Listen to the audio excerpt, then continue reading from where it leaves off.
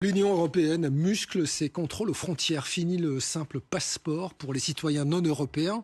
Tout sera désormais numérique et enregistré. Les États membres ont 6 mois pour mettre en place ce nouveau système qui vise à renforcer la sécurité. Les détails avec Benoît Dutot et Xavier Préat. Bientôt fini le douanier dans sa cabine et son tampon manuel. Place aux bornes automatisées dans les gares et les aéroports européens. On appelle cela l'ESS. Pour Entry Exit System, en français le système d'entrée et de sortie qui concerne les voyageurs non européens entrant dans la zone Schengen pour un séjour de 90 jours maximum.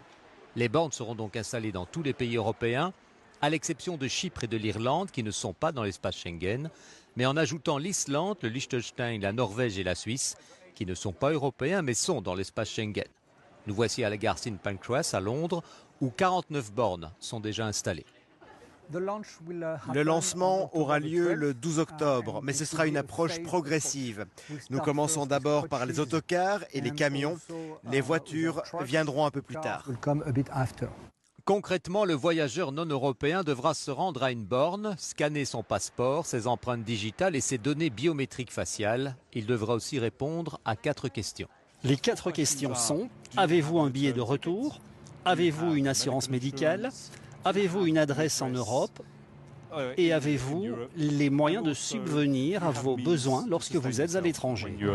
L'objectif est de mieux suivre les dépassements de durée de séjour, d'appliquer les refus de séjour et de mieux partager les informations entre États membres. L'important est qu'il s'agit d'un système de voyage numérique pour faciliter les déplacements à l'entrée et à la sortie, mais aussi pour les sécuriser en conservant les informations de chacun afin de garantir l'absence d'activités criminelles et d'atteinte à la sécurité à l'entrée dans l'Union européenne. La promesse est de limiter la durée de la procédure aux bornes à 4 minutes. Pour éviter les files d'attente, un délai de 6 mois est toutefois accordé aux États membres pour l'installation complète de ce nouveau système.